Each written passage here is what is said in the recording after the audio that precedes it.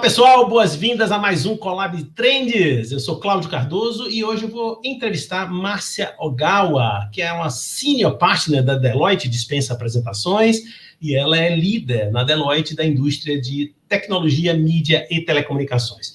Você pode acessar nossas entrevistas no canal do YouTube e também no podcast do Spotify. Não esqueça de ativar, se inscrever nesses canais para nos seguir. Bom, a nossa entrevistada de hoje é uma entusiasta pelo desenvolvimento da tecnologia, mídia e telecomunicações no Brasil. Ela é professora visitante da Escola de Engenharia da USP e a reconhecida, Poli-USP, Márcia Ogawa habitualmente representa a sua companhia, Deloitte, nos principais eventos nacionais e internacionais da área, do segmento. Participa da diretoria de inovação e do programa de desenvolvimento da mulher e STEMs da Deloitte Brasil. Com experiência internacional, nos Estados Unidos, Canadá, Japão e vários países da América Latina, ela lidera também a indústria de telecomunicações na região, especialmente na Deloitte, naturalmente. Especialmente, Márcia é profundamente envolvida no movimento Internet das Coisas, o famoso IoT, 5G e inteligência artificial, sempre aconselhando clientes a desenvolver novos modelos de negócios impulsionados por essas novas tecnologias, bem como promovendo a convergência da indústria entre telecom e outras indústrias. Tem uma imensa interface, a gente vai explorar isso durante o nosso papo. Márcia trabalhou anteriormente como líder de CRM e gerente de projetos na IBM. Conduziu vários projetos na indústria de telecomunicações e desenvolveu ampla experiência em gerenciamento de projetos de integração de sistemas grandes e complexos. E auxilia os principais CIOs e CMOs no desenvolvimento de uma nova visão para suas corporações, aliando tecnologia e negócios. Então, Márcia, boas-vindas ao nosso Collab Trends. Cláudio, boa noite, muito obrigada pelo convite. É aqui um prazer e uma honra estar aqui com você, debatendo aí com o seu público, conversando com vocês aí, explicando o que essas tecnologias, novas tecnologias podem fazer, impactar na sociedade e as empresas. Super, a sua turma mudou a história da humanidade, É só isso, Então, eu acho que eu já começaria por aí, Márcia. Você trabalha com esse trio, Tecnologia, mídia e telecomunicações, que, se a gente considerar o cenário aí das últimas 3 décadas, mudou o curso da história, Criou novas cadeias de negócio. Então, eu gostaria de começar a entrevista lhe ouvindo sobre, assim, talvez uma big picture desse cenário e de transformações. Isso é assunto para dias, eu sei disso. Mas será que a gente consegue fazer aí uma abertura, uma espécie de sinopse dessa história, um grande cenário? Com certeza. Eu gosto de começar sempre olhando essa big picture, O meu entusiasmo da tecnologia vem sempre com o estudo da história, estudo da evolução da humanidade, Então, quando a gente olha sobre esse prisma, a gente verifica que tecnologia, esse trio, tecnologia, mídia e mais recentemente telecomunicações, na verdade, o domínio da tecnologia, ela mudam polos econômicos, ela mudam, define quem são os povos hegemônicos, Se você olhar ali a história das civilizações, isso foi com a tecnologia, que a gente chama do fogo, da escrita, da matemática, da agricultura, da astronomia, do carvão, da estrada de ferro, das armas, do computador, da internet, mas agora, recentemente, que a gente está passando pela inteligência artificial, mídias sociais e o 5G. E quando a gente olha sobre essa perspectiva bem ampla, de mudanças e redefinições aí de povos, de países, de civilizações, toda vez que a gente tem uma ruptura muito grande decorrente dessas tecnologias, a gente vê na história das civilizações guerras, conflitos, mudanças de polos econômicos. E o que é assim, surpreendente ou intrigante para mim é que nós estamos passando por essa fase. A nossa geração e dos nossos filhos estão passando por isso. Nossos filhos vão passar por isso. E aí, quando a gente olha para uma janela um pouco mais estreita, dos últimos 30 anos, quantas coisas não mudaram com o advento do computador pessoal e da internet, né? Nos últimos 20 anos, quantas coisas não mudaram com o advento do celular?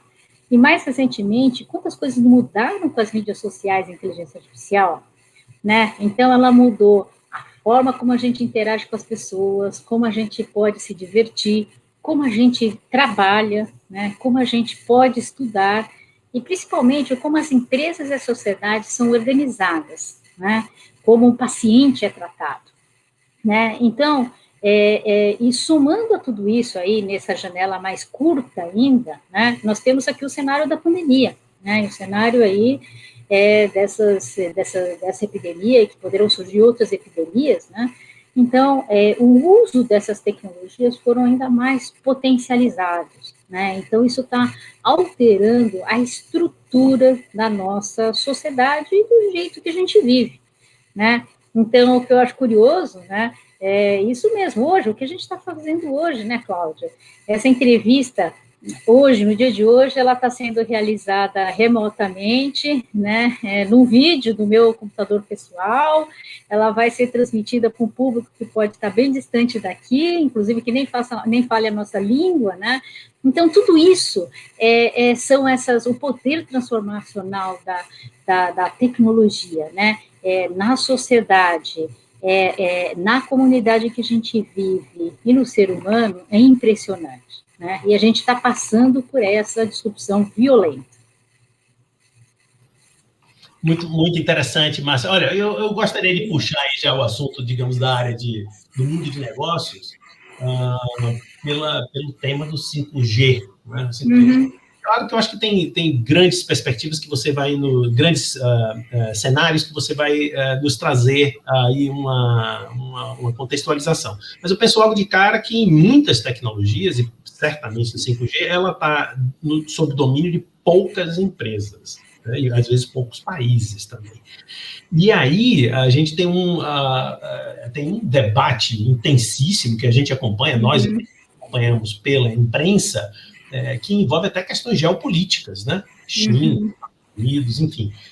Fala para a gente aí como vão se desenrolar aí os próximos capítulos dessa grande novela 5G, que é mais um marco disso que você acabou de nos falar, das grandes transformações, né? 5G, exato, é o que você bem pontuou, né, Cláudio? O 5G, ele é esta tecnologia transformadora da sociedade, né? E que, inclusive, ela está envolvendo essas disputas geopolíticas, né? E o porquê de tudo isso, né? O que o 5G tem de diferente com as demais gerações de telecomunicação móvel, né? Então, se a gente olhar aí, quando a gente teve aí a nossa primeira comunicação móvel, né, 1G, 2G, 3G, até o 4G, né? O objetivo era para a gente conectar pessoas, né? Então, se a gente tentar imaginar que no extremo, a população aqui, a Terra tem 7 bilhões de pessoas, ela poderia estar conectando 7 bilhões de pessoas, né, até o 4G. Quando a gente está falando do 5G, nós estamos falando de um mercado que não somente são pessoas, mas sim são as coisas, e cada coisa pode ter ainda mais milhares de sensores, né, milhares de informação. Então, nós estamos falando aqui de centenas de bilhões de conexões, né, quando a gente está falando do mercado 5G. Então, quando a gente fala que do 3G por 4G foi uma evolução, né, quando nós estamos falando do 4G por uma 5G, nós estamos falando de uma evolução. Por quê? Porque ela vai atingir, né, tanto o mercado B2B, tanto o mercado B2C para a conectividade das pessoas, quanto o mercado B2B e a maneira que as empresas se organizam, né? Nós temos aqui os nossos estudos que a gente pontua que o 5G ele poderá impactar 5% da atividade econômica global, né? Ela poderá constituir, ela é a principal tecnologia para promover a digitalização da indústria, né? Então, a indústria, como a gente vê hoje, né, a indústria com um enabler 5G, ela vai ser outra, né? Então, esta é a briga que está acontecendo aí, quando a gente vê os grandões, né, a China, os Estados Unidos, a Europa, vários blocos aí se formando, né, por essa hegemonia, ou por esse domínio da tecnologia 5G, né? Porque ela, de fato, ela é uma revolução, não é uma evolução das gerações anteriores, né? Então, isso é uma coisa. Existe uma disrupção também dentro da própria indústria de telecomunicações, né? Que é o que a gente chama desagregação das camadas de rede, né? E o que significa a desagregação das camadas de rede, né? Significa, na minha época, né, eu sou ainda da época, aí, quando me formei na época do 80, né, de 1980, nós temos aí os mainframes, né? E aí surgiram os microcomputadores, né? O que significou isso, o surgimento dos microcomputadores versus mainframe, né? É o que houve também uma desagregação, né? Antigamente, no mundo do mainframe, a gente fala que todas as camadas, desde o cérebro, onde você armazena os dados, como você comunica, até o terminal, era um negócio só, né? E aí, quando a gente está falando de essa desagregação das redes, né, isso também muda, essa é também uma outra disrupção dentro da própria indústria de telecomunicações, né? Então, devido a esses dois grandes aí drivers, né, uma porque o 5G ele possibilita conectar coisas, outra, que essa questão da desagregação de redes, né, isso está mexendo um pouco com o domínio tecnológico, né, e, ao mesmo tempo, eu vejo sempre isso também como oportunidades para diversas empresas poderem também se encaixar dentro dessa nova configuração. Muito interessante. Eu queria reservar esse assunto para a gente explorar um pouquinho sobre e você me ajudar a ilustrar as diversas possibilidades que este novo mundo abre, tá? 5G, etc. Porque não é simplesmente uma ampliação do tubo de dados, tem outras coisas que são transformadas até por isso mesmo, até. Né? Mas você tocou no assunto, mas que interessa particularmente a nós brasileiros, né? Eu sei que você é um entusiasta do desenvolvimento tecnológico do Brasil. No Brasil, curiosamente, as grandes corporações de telecomunicações, praticamente todas são estrangeiras, né? Espanhola, se não me engano, italiana, mexicana. Como é que você vê a participação brasileira e até de tecnologia brasileira, não apenas de capital, mas de tecnologia brasileira no nosso próprio mercado? Como é que você enxerga isso? Pois né? Eu sou uma grande entusiasta, deixa eu até fazer um parênteses, né? O que me leva a ser essa grande entusiasta, né? Eu aí, um dos livros marcantes que eu li foi o livro chamado Guns, Germs, Steel, não sei se você leu, né? Eu gosto muito de ler civilizações, histórias, o porquê que os países dominam e outros são dominados, né? E nesse livro em particular, ele questiona muito, né, o porquê que alguns países são desenvolvidos e outras não conseguiram se desenvolver, né, justamente pela questão da absorção da tecnologia, né? A absorção da tecnologia faz com que o país ele consiga competir globalmente, ele consiga se inserir, enfim, tá? Isso foi desde a época da escrita, né? E eu também, o meu grande entusiasmo também, que eu sempre fico pensando como é que o Brasil pode se inserir dentro desse contexto, dessa nova realidade tecnológica, né? Porque também eu vivi muito a reserva da informática, né? Eu sou formada em 1980, né? Década de 80, então a gente que era formado ali pelos alunos da USP, iriam todos para abastecer ali as empresas nacionais, né? E tinha um regime ali, né, que a gente, era um regime meio fechado, que a gente não conseguia enxergar o que os outros países tinham, né, enfim, tá, então, são essas experiências que eu tenho, né, pessoais, né, que me fazem, e hoje, por exemplo, estando nessa posição de líder de telecomunicações e tecnologia de uma grande multinacional, né, me faz a usar deste cargo para tentar questionar a nossa sociedade de como a gente consegue utilizar e desenvolver mais a tecnologia brasileira, né? Isso só foi um parênteses para poder falar que eu sou uma entusiasta, otimista, mas também realista, né? Isso não significa que estas novas forças ou tendências, novas tecnologias, a gente vai conseguir aí ter criar uma empresa completa de telecomunicações global, ou que a gente vai conseguir ter uma empresa de tecnologia, né, de telecomunicações aplicações que possam competir com essas grandes aí que estão dominando o mercado 5G global. Mas eu vejo, quando eu descrevi para você, Cláudio, essa desagregação de redes, e se você fizer um paralelo do que aconteceu quando saímos do mundo do mainframe e foi para a microinformática, né, e houve também uma desagregação das camadas tecnológicas, né, de IT, né, você pode perceber que quando houve essa desagregação, surgem oportunidades nas diversas camadas, né, então que são empresas menores, no mercado de IT, quantas empresas brasileiras que não surgiram, aplicativos, enfim, tá? Surgiram várias empresas, houve a possibilidade de nós termos aqui dentro do Brasil uma indústria de tecnologia forte, né? De serviços de tecnologia, enfim, forte, né? Então, eu fazendo similar, um paralelo com o 5G nesse movimento de agregação, eu tenho certeza que nós teremos capacidade, como a engenharia brasileira, a termos tecnologias que sejam nacionais, que complementam essas grandes tendências. Essa é a minha visão.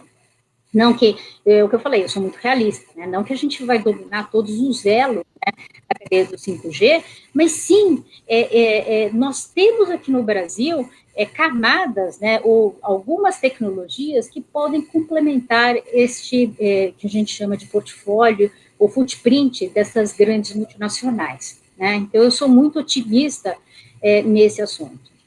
Quer dizer, a sua visão tem muito a ver com um programa de inovação como o nosso, né? Quer dizer, no novo modelo econômico, que não é da agora, já tem algumas décadas, toda a grande indústria de ponta trabalha em ecossistemas, né? Então, acho que no Brasil um exemplo que todo mundo usa, etc., já está meio surrado, da Embraer.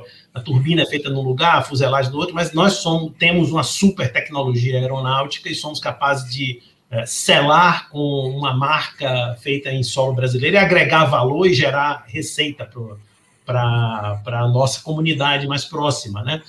Então, de fato, isso que você está falando é interessante, quer dizer, ou seja, podemos participar do ecossistema de uma forma mais proativa, né? Eu vou aproveitar aqui para dizer aqui de brincadeira que o Colab Trends também é cultura, mas assim, ó, gente, a dica da Márcia de leitura aqui, ó. Armas, Germes e Aço, de Diamond. Então, essa foi a dica. Eu agradeço muito. Aproveitei aqui para dar a dica para os nossos espectadores e a nossa audiência, né?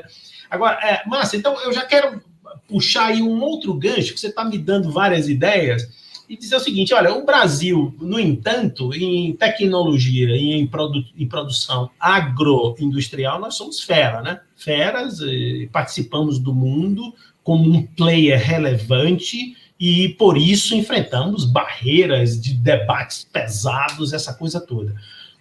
Mas eu tenho notícia...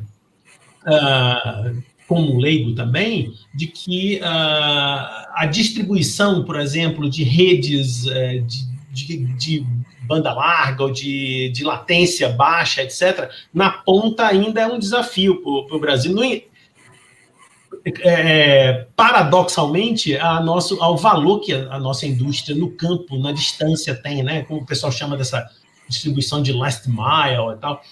Antes da gente falar ainda dos modelos de negócio, que eu tenho certeza que você vai nos ilustrar de forma brilhante, fala aí para a gente como é que está esse ponto e que configurações da indústria de telecom, que negócios de telecom estão explorando isso, que é uma oportunidade que talvez os grandes grupos não estejam explorando diretamente, né? A entrega de rede lá na ponta, lá no campo, né? Como é que está isso? Situa aí para a gente, Márcia.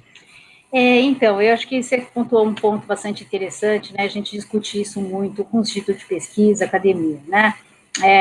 De fato, a agricultura é uma indústria relevante, estratégica para o país. O que a gente consegue aqui fazer um conjunto de tecnologias complementada por essas grandes outras tecnologias que possam estar ajudando o setor de agricultura como um todo, né? Então, existem, e eu sou entusiasta, visito muitos institutos de pesquisa, né, já existem pesquisas avançadas nos nossos institutos de pesquisa, né, o Inatel, o CPQD, na própria USP, né, com esta conectividade de longo alcance, né. Então, voltando um pouco nessa questão do 5G, né, só para explicar um pouco sobre o ponto de vista que funcionalidades a mais ela traz, né, você mesmo falou, assim, não é só um tubo grande que passa muita informação, além desse tubo grande que passa informação, a outra característica do 5G é o que a gente chama de ubiquidade, né, é a conectividade em qualquer lugar, né, para conectar os sensores, né, e a outra seria a latência, que é a rapidez que vai e volta, né, a resposta, o tempo de resposta, né. Então, enquanto a gente está falando lá daquele que você chamou de tubo grande, pode estar falando de ubiquidade, conectividade em qualquer lugar, e a latência, a partir da combinação dessas 3 pontas, é que surgem modelos de negócio, né? Eu vou chegar na agricultura também, né? Então, por exemplo, né, quando a gente está falando, olha, eu vou agora, nesta nova economia digital, eu quero usar aqui, carregar aqui um vídeo rápido, ou eu vou querer, dentro da saúde, analisar aí várias imagens da tomografia, que isso seja, que essas grandes imagens subam aí para a cloud, sejam comunicadas num sistema via cloud. Tudo isso você precisa desse tubo grande, né? A gente está falando de aplicações que você precisa de muita banda, né? Quando a gente está falando assim, olha, eu preciso fazer uma aplicação aqui para um carro autônomo, que o carro ele precisa ter uma reação rápida, ou uma cirurgia remota, na qual o médico esteja em São Paulo e possa estar comandando uma cirurgia que esteja o paciente localizado ali no Acre, ele precisa ter esse tempo de resposta, ou seja, latência, né? Porque não dá tempo de você entre o evento acontecer e o carro, por exemplo, reagir num carro autônomo. A gente está falando de latência, né? E existe aquela outra terceira perna que eu falei da ubiquidade, né? Ubiquidade significa conectividade em qualquer lugar, né? Então, por exemplo, quando a gente está falando de agricultura, nós estamos falando muitas vezes, tá, de conectividade para aplicações de telemetria, né, que são aplicações de telemetria, sensores que são espalhados no campo para poder coletar informações do campo, das condições do solo, ou da temperatura, enfim, tá? Então, a gente está falando de aplicações mais que você precisa de várias conectividades espalhadas. Então, algumas aplicações são a combinação de 2 ou 3 dessas funcionalidades, né? E eu tenho acompanhado bastante as aplicações na área da agricultura, sobretudo dessas de telemetria e IoT, e já temos grandes exemplos de inovações aqui no nosso país, né?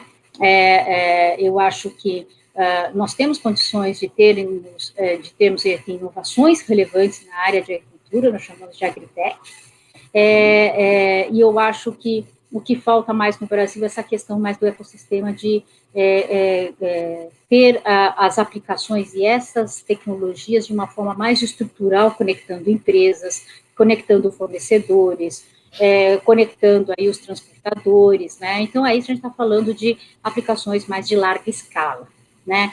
Então, na agricultura, tenho certeza que teremos aí inovações que nascem no nosso país, assim como na saúde. Eu tenho certeza que aqui a gente tem condição de fazer muita coisa interessante na saúde também, ou na indústria também. Particularmente, isso é um tema de agricultura, é um tema muito precioso, muito caro para a gente, do conglomerado. O próprio conglomerado abriga um negócio relevante, que é a Agropalma, da exportação de óleo, né, de palma, eu acho que é o maior produtor brasileiro, se não me engano, e particularmente também nos interessa na construção da nossa carteira de investimentos, as iniciativas de startups desse segmento, né? Então, isso, você já está nos ajudando bastante a ilustrar o que esse tipo de tecnologia potencializa e até viabiliza, né?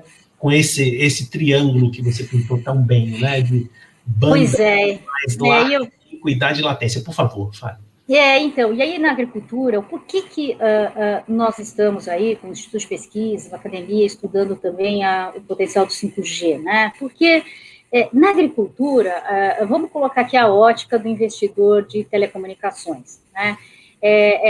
Quando ele faz o business case, ele está fazendo o business case, a quantidade de conexões que eu consigo para eu monetizar aquela infraestrutura, né? Acontece que a agricultura no Brasil, você tem aí os latifúndios ou as grandes agriculturas ali, que são quilômetros. Então, o investimento de você colocar uma antena lá para cobrir quilômetros, de repente você precisa de muitas antenas, ou de repente não compensa para as telcos tradicionais fazer a cobertura de uma única fazenda, né? Então, esta é a questão emblemática do país quando a gente está falando de agricultura. E por isso que esses nossos institutos de pesquisa aí, aqui no Brasil, né, eles estão dedicados a poder prover soluções de 5G que tenham este longo alcance, porque esta é a nossa característica da nossa agricultura brasileira, diferentemente da agricultura europeia, né? Então, eventualmente, lá na Europa, as incumbentes telcos, né, elas podem fazer a cobertura, porque isso dá retorno para elas. Aqui no Brasil, não. Eventualmente, as fazendas são gigantes, né? Você vai para uma fazenda de cana-de-açúcar, fazer uma fazenda... São enormes, né? Então, como é que você vai cobrir, né, de conectividade toda a extensão daquela fazenda? Muito né? interessante. Então, muito interessante. Quer dizer, ou seja, eu peço desculpas de lhe interromper um pouco, mas ou seja, a tecnologia produzida aqui, ela se revela mais urgente, mais preciosa, na medida em que ela tem os desafios com a nossa cara, com os nossos desafios, né? Ou seja, a grande extensão ao mesmo tempo, uma barreira para isso, uma dificuldade, mas, ao mesmo tempo, é a nossa força, né? É a nossa força, e é o mesmo da agricultura, é saúde, Cláudio. Então, por exemplo, saúde, no país carente que nem o nosso, tá? Eu estou fazendo aqui um projeto junto com a HC em monitoramento de pacientes, né, transplantados. Então, você imagine monitorar o paciente que está no Nordeste, no Acre, no Norte, né? E isso tem um valor enorme para a sociedade, porque evita uma especialização do paciente se transportar até aqui os grandes centros. Então, assim, da mesma forma que a agricultura, você olha ali saúde, é a mesma necessidade. Então, esta nossa barreira que nós temos hoje geográfica, né, barreira em termos, né, ela surge como oportunidade de inovação nessas tendências de 5G, de AI, enfim, tá? E é por isso que nós temos muito que investir na engenharia brasileira, para que porque, eventualmente, essas soluções não surgirão nesses países envolvidos, tá? Esses primeiros pilotos vão acabar surgindo em países como o nosso, e não nos países envolvidos, né? Então, por isso que nós precisamos dar essa força para a engenharia brasileira. Graças a Deus, o nosso jeito é único. Graças a Deus, essa é uma vantagem competitiva, né? Nós temos 2 ou 3 safras por ano, nós temos grandes propriedades, em outros países não existe, né? Na China, por conta do regime, eles fizeram uma distribuição, fragmentou o país inteiro. As grandes propriedades de grande porte, eu acho que são no noroeste do país, são propriedades governamentais, a característica é completamente diferente. Isso nos dá uma vantagem competitiva espetacular, e os nossos desafios são muito específicos. Você falou aí de saúde e agricultura, você poderia trazer uma ilustração para facilitar a compreensão aqui das pessoas não especialistas, como eu, de outros tipos de iniciativas que são baseadas já na perspectiva de 5G, ou que estão apostando nesse mercado, né? Eu não sei, é uma questão assim, de ilustrar o máximo que a gente puder. Você já nos deu excelentes dicas, né? Sensores, imagine, a gente pode contar provavelmente em breve com milhões ou até bilhões de sensores, né, na agricultura, né? Provavelmente teremos alguma coisa desse tipo, né? Milhões. Outra área também, por exemplo, mineração, que no país também é muito estratégico, né?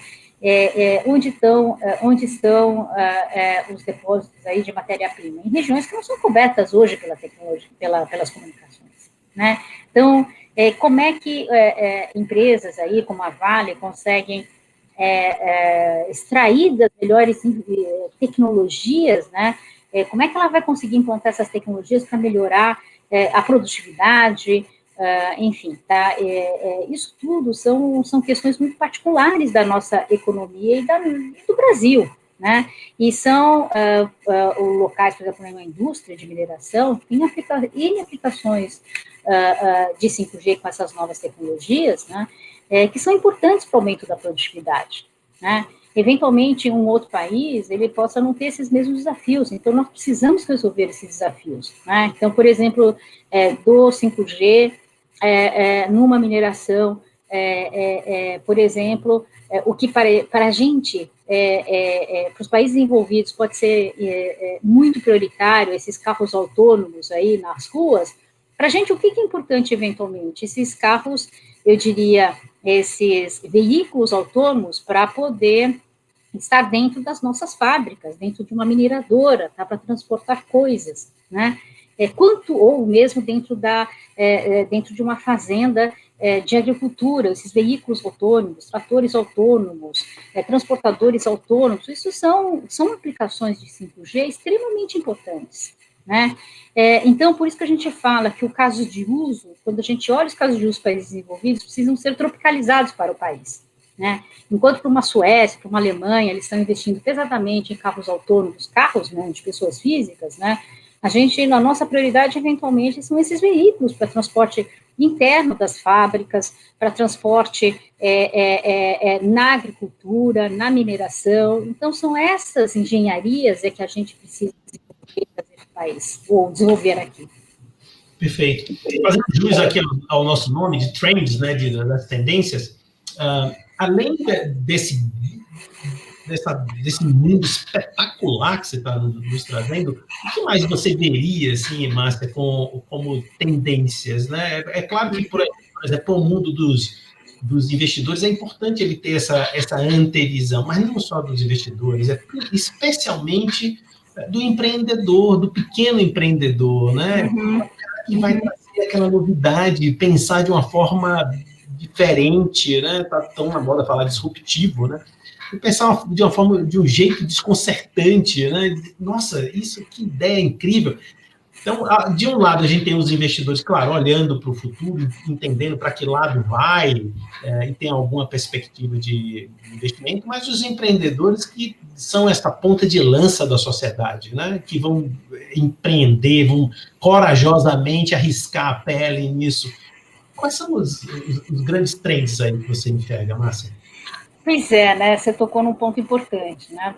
Quem são, que áreas, né, desses empreendedores aqui, quando a gente está falando aqui dentro dessa indústria de tecnologia, mídia e telecomunicações, né? Uma que já está se despontando são esses provedores regionais, né? O que acontece nesta cobertura do 5G, você vai continuar precisando de fibra, né, para os backbones, né? Então, essa corrida aí de fibra 5G vão ter oportunidades para esses pequenos provedores. Hoje, os provedores regionais, hoje, né, porque as incumbentes aí não têm a capacidade ou não tem, enfim, o business case para elas não fecha, né, já representa uma grande parcela aí, né, da realidade da banda larga, né. Então, esse já é uma coisa que já está andando, esses pequenos provedores regionais de banda larga, né.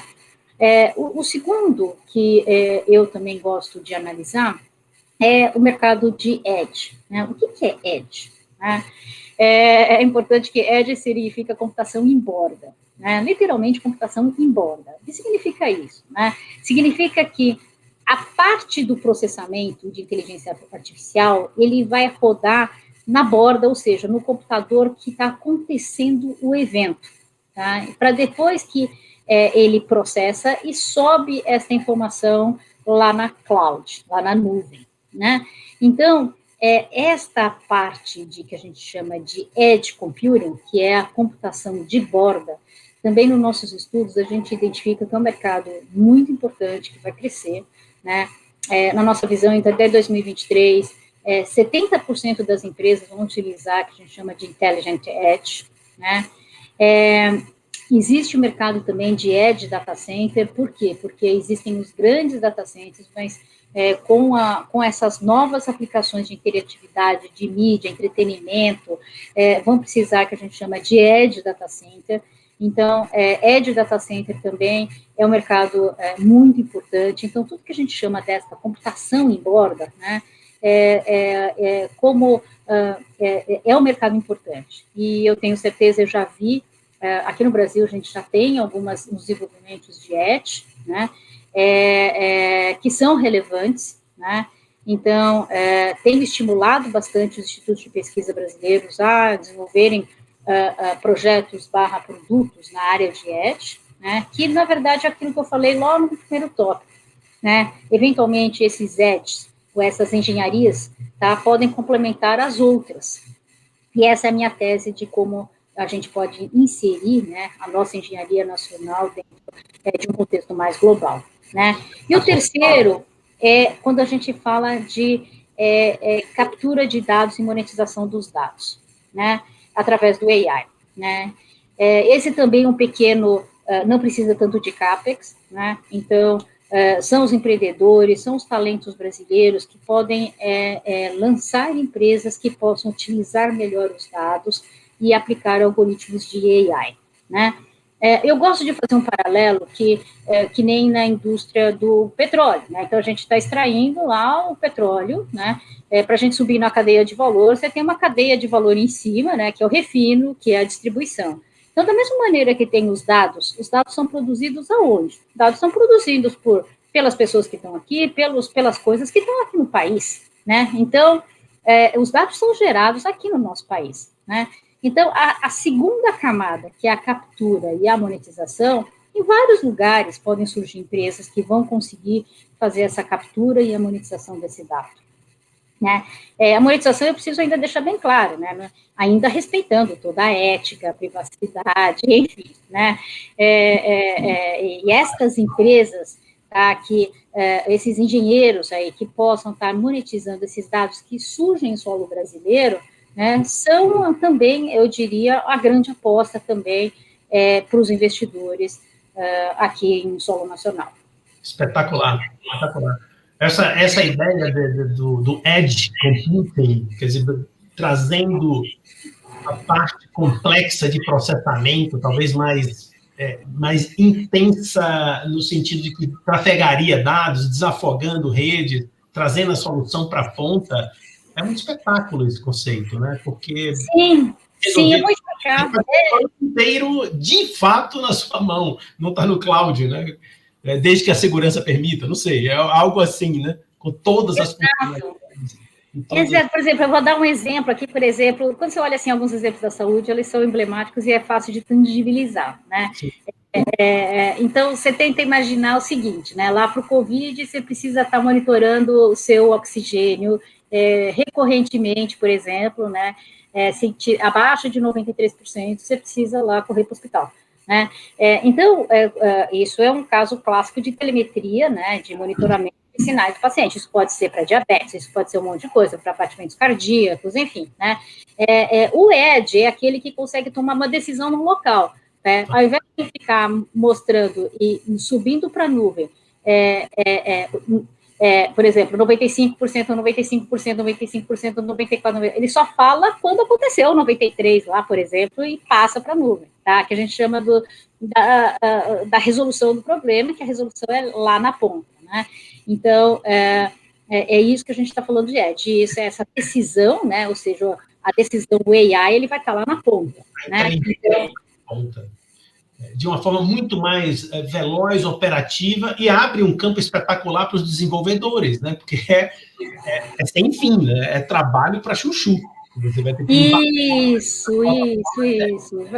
Então, da mesma maneira que eu gosto de fazer na época do microcomputador, quantas empresas brasileiras que surgiram para desenvolver software, sistemas em cima de microcomputador, de software de microcomputador. É coisa similar, né? Então, a gente vai conseguir desenvolver aqui, tá? E a gente pluga dentro de uma estrutura maior, de uma de um ecossistema maior, enfim, tá, de um parceiro tecnológico maior, mas nós aqui temos condições de desenvolver muito Edge.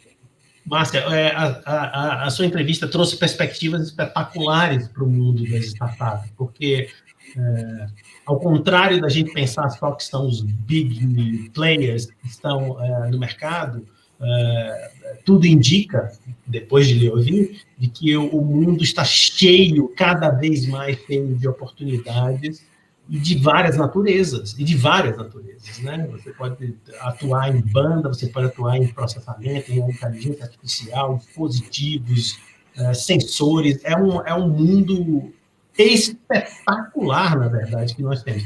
Desde que nós, como país, nos estruturemos para atuar nisso e não simplesmente consumir, né, utilidade.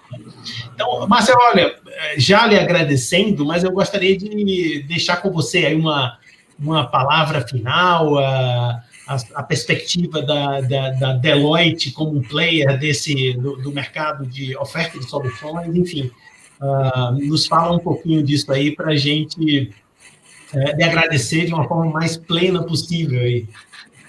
Não, Cláudio, eu gostaria realmente de agradecer a oportunidade. Eu sempre não recuso nenhuma oportunidade de estar divulgando e de estar colaborando com a sociedade brasileira no que tange a absorção da tecnologia, no que tange a transferência de conhecimento. Na minha visão, as empresas, as empresas líderes são aquelas que realmente conseguem estender a mão à sociedade e olhar de uma forma mais ampla, né? Eu tenho certeza que o que a gente conseguir plantar e conseguir fazer com que esta economia digital do país floresça, né, e consiga ter um papel relevante na economia mundial, todos nós seremos beneficiados, né? Então, realmente, eu gostaria de agradecer essa oportunidade e parabéns, então, pela iniciativa. Estamos à disposição, enfim, para o grupo, para o público, desenvolvermos ou descermos um pouco mais em detalhe qualquer um desses temas que eu acabei explanando para vocês. Muito obrigado, Márcia, pela sua generosidade de aceitar o nosso convite. Estamos aqui também abertos em nome do conglomerado. Eu lhe agradeço pela sua enorme gentileza de participar aqui do Colab Trends. Muito obrigado. Muito obrigada, então, hein? Boa noite. Lembrando que as nossas entrevistas estão sendo veiculadas no canal do YouTube e também no Spotify. Nos siga, ative o sininho no YouTube e, claro, dê o seu like. Até o próximo Colab Trends.